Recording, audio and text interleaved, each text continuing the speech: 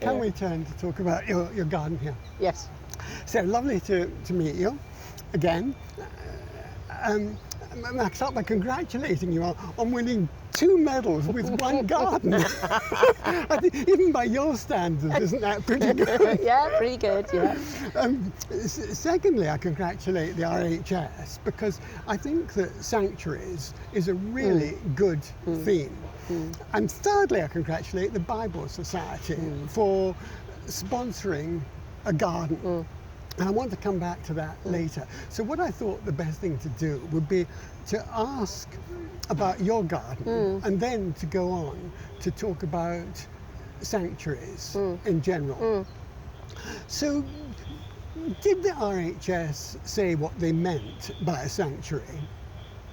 Not as far as I'm aware, because I think originally the gardens in that section the category was called something different. And then when the pandemic came, they realised that actually there was a requirement and that the gardens that had been submitted felt more like sanctuaries. So I think that's why they renamed it, which I think is a happy event, really. So then what do you think of as sanctuary meaning?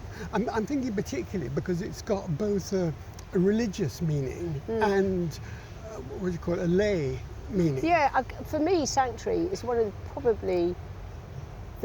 the most important things that I associate with my work for private clients, because I think that a garden should be a real sanctuary wherever you live, wherever you are. It's the one place you can leave technology behind and you can actually go into a space and feel absorbed in nature and feel the embrace of that. I feel good. It's quite a spiritual thing, I think. And I always think that all of the work I do, that the prime reason that I build a garden for my clients is to provide them with a sanctuary. So for this garden, how did you set about making that as a sanctuary? Well, because it's Psalm 23, the Lord is my shepherd, which is the opening line, but it's such a visual psalm. So talks of green pastures, calm waters, the valley of the shadow of death. And immediately I was like, my whole brain images started coming in. And because I so believe in sanctuary anyway, and because I'm very spiritual about landscape, I'm not religious, but I am deeply spiritual. And I live my life, on sort of humanism terms, if you like. I'm more of a humanist than I am anything else. But this psalm speaks to me because I also think the psalm is a parable for life. So, the green pastures, the calm waters are the nicer things that happen in life. And yet, walking the valley of the shadow of death is actually facing your mortality. And so it's like, I think the psalm talks about the journey through life. And the destination is actually, as you age, you are facing your mortality, but in a way that's at peace with yourself and where you are in life. And I think that's the main story for me of the psalm. That's my interpretation. So did all the plants and materials come from Dartmoor? No, they didn't. And I chose Dartmoor because Dartmoor is the landscape of my youth. And I spent all those years out there in your late teenage years, mid-teenage years, when you have always big questions. Who am I? What's the meaning of life? With your friends or on your own? On my own. I'm quite alone. I'm quite a loner. I was nearly said lonely. I'm not lonely at all.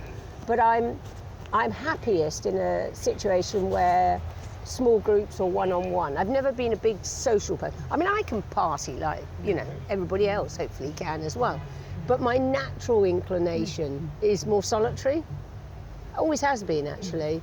And even at college, I used to have one or two friends. I'd rarely joined a sort of gang of people, because that turns cliquey, and that always worries me. I'm exactly the same point in society, and so I understand that very well.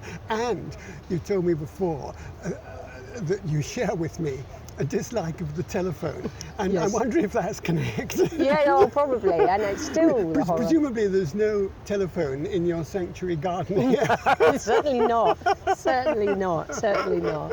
Certainly not. But yeah, I mean, it's interesting because this garden, I mean, it's small. It's 10 metres by 10 metres, and yet I think the challenge for me is that on a busy showground, it takes 10 seconds to walk past that garden. How do you stop people and, beyond them just having a quick glance, get them to be engaged with it? And I think that's one of the things I love about doing show gardens is you are delivering a subliminal message, if you like. Do they get that message? And I think when you're doing it as almost a spiritual or an emotional response to an exhibit, that's a big ask in a place that is not quiet, it's not tranquil, it's busy, and people can be quite irritated because there's always somebody in the way, to actually impart that sense of spirituality and peace and tranquility. And this garden does it. I mean, interestingly, the comments about the garden from both peers and the people working here and other designers, contractors, etc., and even the RHS, and the visitors have all been the same. They all feel that they feel very tranquil in that space. They do feel an emotional response to it. And so that pleases me, because the one theme throughout my work that I try and is I do try and engage people's spiritual side in the work I do. I'm an anti-materialist. I think that's the best account of what spiritual means, to define it as the opposite rather than the presence, and Yes. therefore the opposite of Yes. materialism. Yes. I find that the easiest way to Yes. understand the word. Yes, well, I'd agree with that. And I like luxury like everybody else, staying in a luxury hotel for a few nights or whatever is nice. But then it's like, I find it deeply oppressive and I don't like it. I need to retreat back into nature. Nature is, I've just increasingly, she's like my lover, she's everything to me, nature. If I'm happy, if I'm sad, I get all of that through nature. And of course, everything that's happening at the moment with climate change and, all the threats of mass extinction. In some ways, I know it's cruel to say, I do care about people, but I care more about the damage to nature than I do to humanity. And I like to think that, humanity is essentially good. It has an underlying good to it. But we all know how cruel mankind can be. And I mean, nature can be cruel. Nature can be cruel. But I think it's unintentional, whereas sometimes human behaviour is quite obviously intentional in its cruelty. Yes. And I think that's the difference.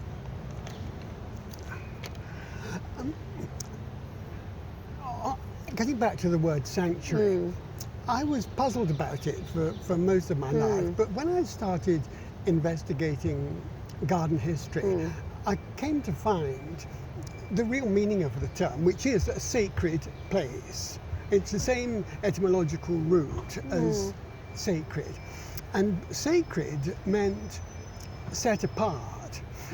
And I'm very impressed by a book by Vincent Scully on the earth, the temple and the gods. And his belief is that places became sacred first because of an animist belief that gods live in mountains and woods and forests.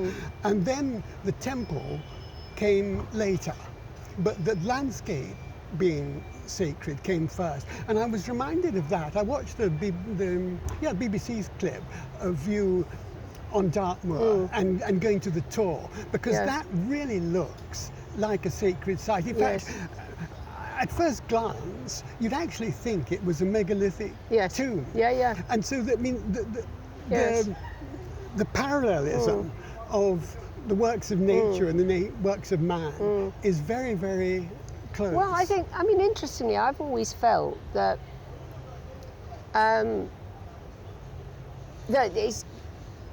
nature has always been felt as sacred, in the sense that when we were sort of hunter-gatherers,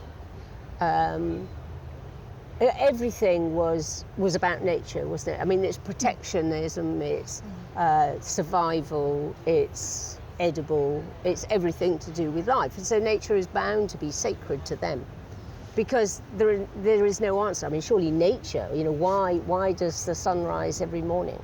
Why does sometimes there are volcanoes that go off which kill people and everything? And that, in the long term, becomes the gods. And then you get into the worship rather than just something being sacred. Well, coming back to religion, because I would categorize myself, again like you, as being spiritual but not religious. But as a student, I was lucky to attend a series of lectures by Ninian Smart, who became famous, I've just published a book at the time on the religious experience of mankind. And he classified religions. He looked at them all, because at school we'd only learned about Christianity, and it was really interesting to hear about the other religions. And he then, at that time, he spoke about 5 dimensions of religion, and he's since pushed it up to 7, I think, and he's dead now. But belief in a God was only one of them, and the others were things like an emotional experience, materiality, which could be both man-made objects and God-made objects, and a belief in prayer and an ethical code. And so I think it's perfectly possible to be spiritual in all of those senses, without specifically believing the narrative of people being, well, in Middle Ancient Near East, they were half God and half man, or all God and man.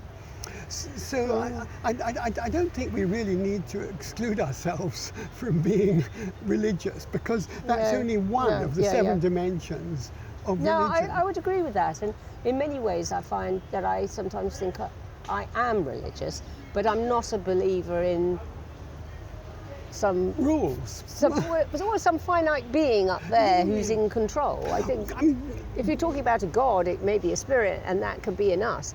But everybody has God within them. But what is that God? I don't believe it's something up there that looks down on us benignly or not so benignly. And I think that's an excuse sometimes, because it's a way of explaining things that we don't understand, that it was God's will. And I believe in self-determination more than that, and having an inquisitive mind. And I don't like blaming other people. It's kind of almost a way of excluding your own responsibility for your actions, etc. So, it's in some ways doing this garden has made me re-question and revisit what I do believe. And it's interesting, because I think that when I come away from here, I might, when I'm in those hotel rooms, actually pick up the Bible that's in the drawer and read some more of it, because it's made me much more inquisitive. It's a great book. It's a great book. Yeah, and fantastic stories in there, Thinking back to the Bible Society, I'm delighted that they're taking an interest. I mean, your garden, it's more nature and the environment than garden in the sense of growing flowers and plants. Definitely. And Christianity has not had as much of a relationship with gardens as Buddhism, for example, or indeed Hinduism, or indeed Catholicism.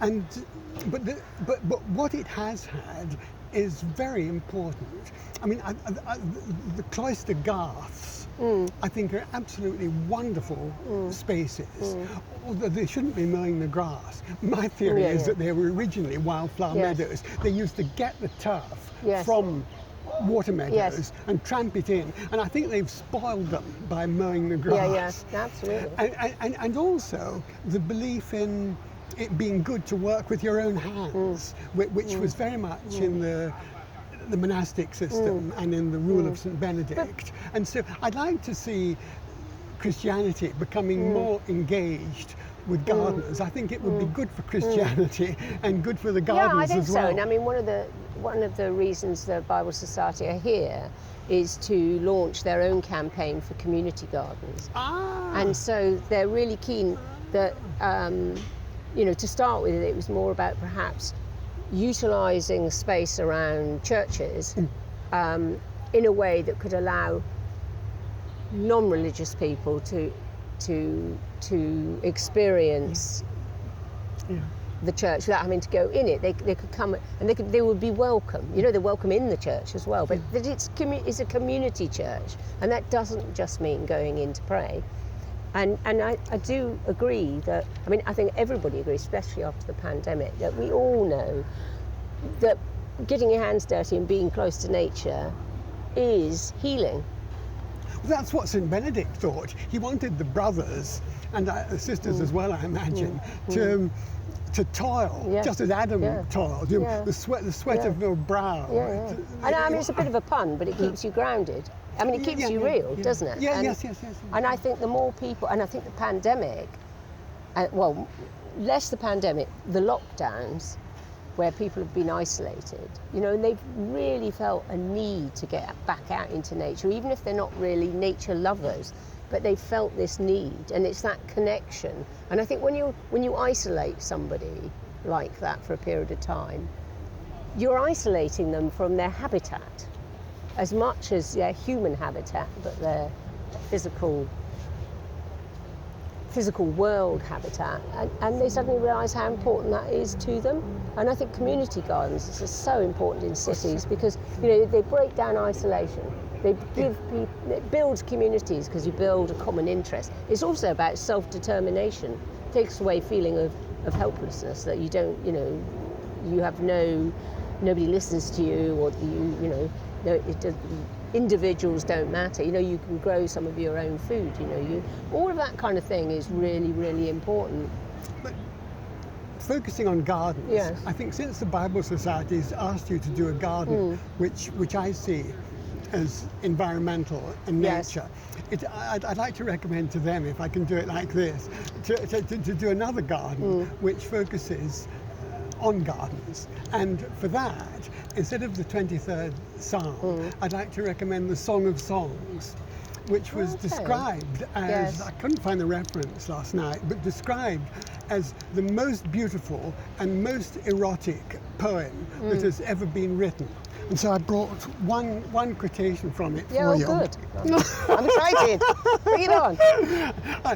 It's not erotic, although it could be so interpreted. I am come into my garden, my sister, my spouse. I have gathered my myrrh with my spice. I have eaten my honeycomb with my honey. I have drunk my wine with my milk. Eat, O friends, drink, yea, drink abundantly, O beloved. Oh yeah, that's lovely. It's a long poem, and it is. It's a wonderful poem, and it's about gardens. And it's, we tried to make a Song of Songs garden on the roof of the University of Greenwich roof garden at Stockwell Street. And it has got a vine, and it has got a pool, but it hasn't got the spiritual calm that such a place should have. And I can't think of anybody better than the Bible Society to promote it. I'm on it, because I like doing gardens that are more than, and they have some requirement for more consideration, more, I'd hardly say intellect, because I'm not sure I have much, but I do like to be able to, I like a deeper meaning to things. I like a variety of interpretation. I like people to walk away with more than, I could plant my aster next to, my persicaria. I want them to go home with make some impression on them in their mind, as make them think about something or question something, or it might be something I don't want them to think, but at least they're thinking about it. And I think that should be. That's because I think actually garden design or landscape design is or should be a recognised form of art, and it's always a big question: is garden design or landscape design, is it an art form? Well, Brodie McAllister, who's our next president of the Institute, he organised a debate on that subject, and it's grown into a set of 10 videos, which I'm in the process of publishing on YouTube. And so I invite you to join that discussion, and maybe we could meet again to discuss that in due course. It was really interesting, because if you remember, I did a garden for Monaco Principality a few years back. And I remember it. Yeah, and because in Monaco, wealthy country, the contractors working for the government, they everything has to be tendered, and they by law have to take the lowest tender. And so this was a real dilemma, doing a Chelsea garden. So they want to select a designer, but by law they have to speak to 3 designers, and they all have to put a price in, and then they have to take the lowest. The only way around it, which is what the route they took, was to classify it as a work of art, because that's the only exception. So they officially made the garden a work of art, which I thought was quite interesting, quite sort of quite joyful. Tracy Emin says that it's a work of art because I say it's a work of art. Yeah. But I read in a book on the art market that what classifies something as a work of art is that it's been catalogued because it's been shown in an exhibition. Oh, okay. Well, then we qualify, don't we? So, thank you very much.